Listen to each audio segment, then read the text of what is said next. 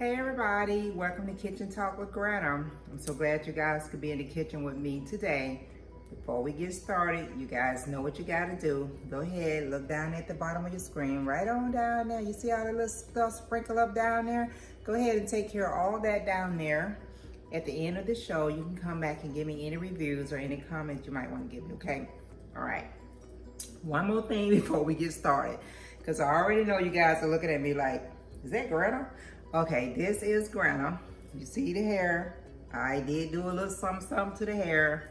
Had to go ahead and throw some color up in there. You know, I'm always doing something, but it's me. It's Granna. It's not a wig or anything. I just threw a little dye up in there. Okay, so now we're gonna go ahead and get this, get it popping up in the kitchen with Granna. Okay, today I'm just gonna talk to you guys about a few things and just, just talk about some stuff that's going on with the social media and all that. When I left you guys last time, I did mention to you guys, and threw out there that they was going to be having the Kobe Bryant and Gigi's celebration. So I hope you guys had a chance to check that out. We're going to talk a little bit about that, okay? Before we get started on Kobe and Gigi's memorial and celebration of life, I wanted to go ahead and just put out there my sympathies for Miss Katherine Johnson.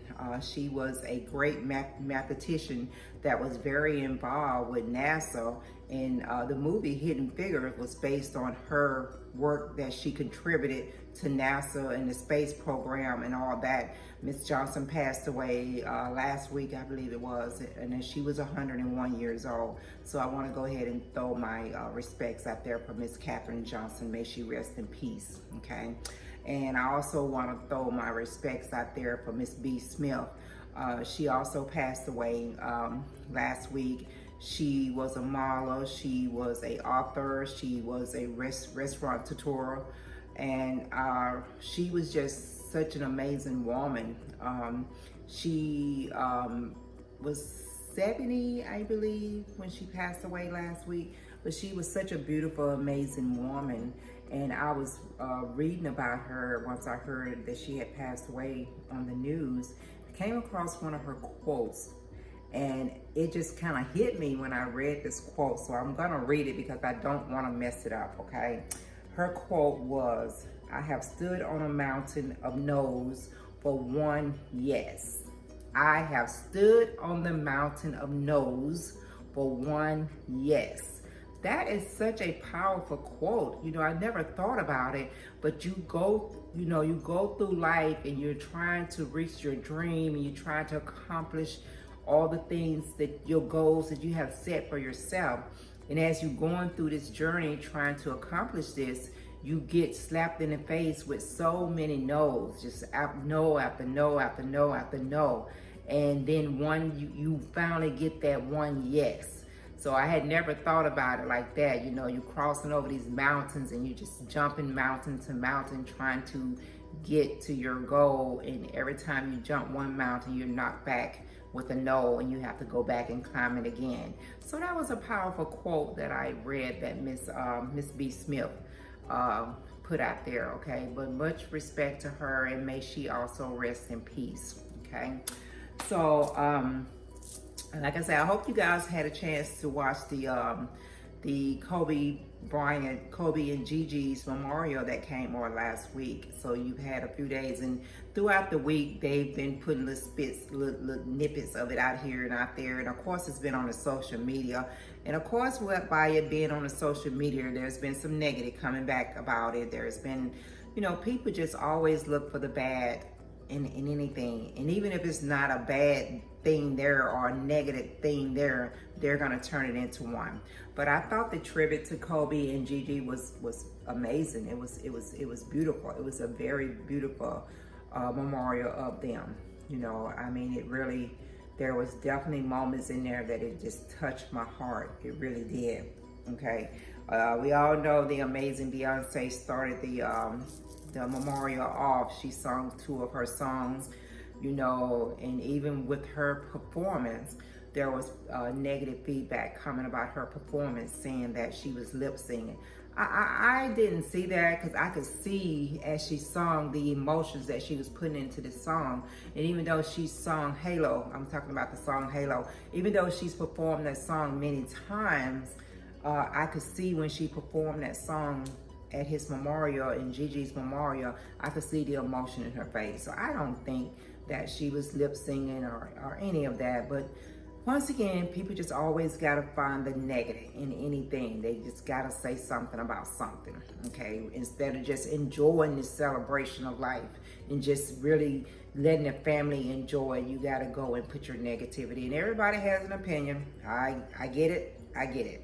But you know, sometimes you need to watch what you say and how you say it, because those words definitely can hurt someone, especially in this situation with these families going through what they're going through with the loss of their families, okay? Vanessa, oh my God, my heart goes out to Vanessa. I don't think I could have been able to do what she did. She had to dig deep down and pull that extra strength out of her just to speak about her baby girl. Oh my God, you know, she talked about her baby girl. You know, I could just feel each word she said about Gigi, and I could just picture Gigi with her side smile in her little jokey ways, and you know, how she was with her sisters, how she was with her mom, how she was with her dad. I could just picture all that as Vanessa spoke about her. So, you know, hats off to Vanessa for just having the strength to get up there in front of all these people and express her love for her daughter, her baby girl, and her husband. You know, she spoke from the heart when it came to that, to both of them. And it took a lot of strength for her to do that. You know, it's very hard to speak about someone you love in that manner in front of so many people. So I really, you know, give her props for that, and much respect to her for that, for being able to do that. There were so many people that spoke about Kobe. I mean, the general manager of the Lakers, of course, he spoke about him. Some of the NBWA women basketball players spoke about Kobe. You know, I'm not going to get a chance to talk about everybody that spoke about Kobe, because Kobe was a big person. You know, just his being himself was very big. So there's no way I can talk about everybody that talked about him, but I did, you know, jot down a couple of people that I wanted to talk about at this memorial, okay? Alicia Keys did an awesome job, like always.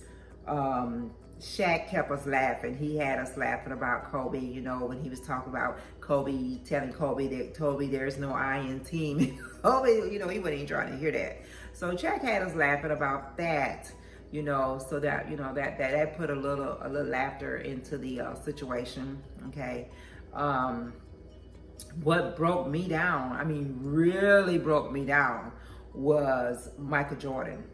Oh my God, Michael, I could just see the emotions in him as he spoke about Kobe, because, you know, Kobe, you know, all these basketball players, and, you know, they're so competitive, and it's all about the game, but we don't realize, or we don't think, you know, we don't even be thinking about them as a afterlife, the life they have after basketball or after sports. So to hear Michael talk about Kobe, because, you know, he was saying that, you know, everybody wanted him and Kobe to talk to the comparison between him and Kobe. They wanted that to be the conversation, the comparison when it came to the game of basketball. He just wanted to be a better brother, big brother to Kobe. And he wanted to talk to Kobe about Kobe. You know, he wanted to talk to Kobe about his family, his girls, you know, and it was just so heart touching, you know, and you know that this was coming from Michael's heart, because Michael pretty much cried through the whole speech that he gave about Kobe. So, you know, we forget as fans that these athletes and these entertainers and these, you know, different people in the public eye has a life after that, and they are human, and they, you know, they do other things. They have friendships, and they, you know, they spend time with their friends and stuff. So that was really touching. the Michael Jordan speech that he did. It was just amazing. It was just really amazing, you know. But like I say, you go to social media because, you know, I'm always trying to scroll social media to see what's going on and this and that.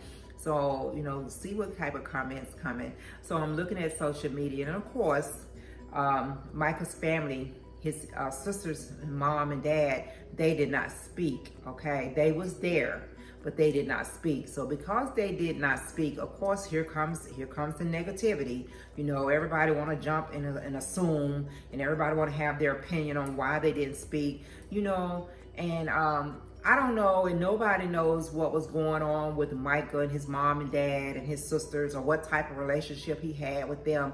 And it's really none of our business, because as a family, there's always something underlying going on in your family. At the moment, you may be a little bit, you know, upset with one of your siblings, or you may not be feeling, you know, something that your parents may have said to you or something like that. That's just life, okay? So that's probably the type of relationship he was going through with his family. You know, it's a part of life. But whatever was going on with him and his mom, dad, and sister, that's none of our business. That's not our concern. And we should not be digging up or trying to figure out, you know, what it was or why they didn't speak. And I'm gonna tell you guys something, okay? Speaking as someone's, you know, maybe, first of all, maybe they just did not want to speak. And they just wanted to be there to show their support to her, to their daughter-in-law and their nieces and their granddaughters. You know, maybe that's what they just wanted to do, to be there to show support and love, okay? Second of all, unless you have spoke on your loved one that has passed away, then you really can't speak on it.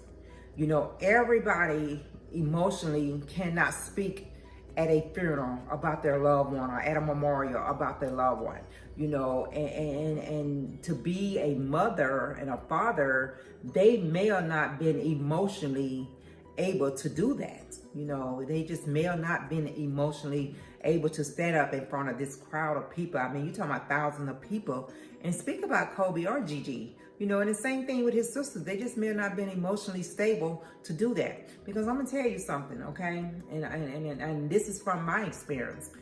I lost a brother a year. It will be a year, April the 13th, and I've talked about my brother before. And you know, just planning his funeral and trying to get it together was draining. And it was so many emotions going on in your body. It was just so much going on that it was just completely draining. You know, you was trying to process his death, but you also trying to be strong for each other, for the other person. We all trying to be strong for his wife. And you know, when you get to that point where you got to walk into that church or walk into that place that you're having his funeral or their service, and you're asked to speak on them, it's very, very hard. I spoke on my brother. I spoke about my brother at his funeral less than a year ago, and that was so difficult. I love to talk. I know you guys can see that I am a talker. I love to talk, but doing that just took everything out of me. That took everything out of me, because this is my brother I'm talking about. So just imagine if you spoke on a family member that was not your mother, or not your son, or not your grandchild that's even closer. I mean, everybody has a different type of relationship with every family member that they have in their family, you know, and everybody grieve their own way and in their own time. So, you know, maybe, just maybe, his mom and dad, sisters, just could not handle standing up there, pouring out their emotion, or pouring out their memories of Kobe, or talking about their memories of Gigi. We don't know that. We don't know. It's not our place to know. They was there for support. They was there for that. So that's all that should matter. You know, we should not always look for the negative, but as people, even when it comes to a funeral or memorial or tribute to, you know, whatever, we still got to find a negative that's there. If you just see one little seed of it, you're going to take that seed and you're going to plant it. You're going to plant it all over the place. And before you know it, it's going to be a whole garden of just negativity. You know what I mean? So just, just think about that as you're voicing your opinion on different things. Just think about that, because these people still grieving. This is less than a month, little over a month since Kobe lost their life, him and Gigi and all the other families that lost their life. These people are still processing this. These people are still going through this. So just think about that when you're talking about the memorial that they planned for Kobe and Gigi. If you can't find the positive in that and just show support on social media for the Bryant family, then maybe you should not show anything. Just think about that, okay? Because, like I said, it's very hard to speak on someone you've lost. I've never lost a child before. I've never lost a husband before, but I have lost very close family members to me. And the first time I actually had to speak on one was, like I said, less than a year ago, and that's still raw. I'm still healing from that, and I'm still processing that. So I can imagine what they're going. I cannot imagine what they're having to process. Okay, so I appreciate you guys for coming in the kitchen with Granna today. I hope everyone is having a great day today.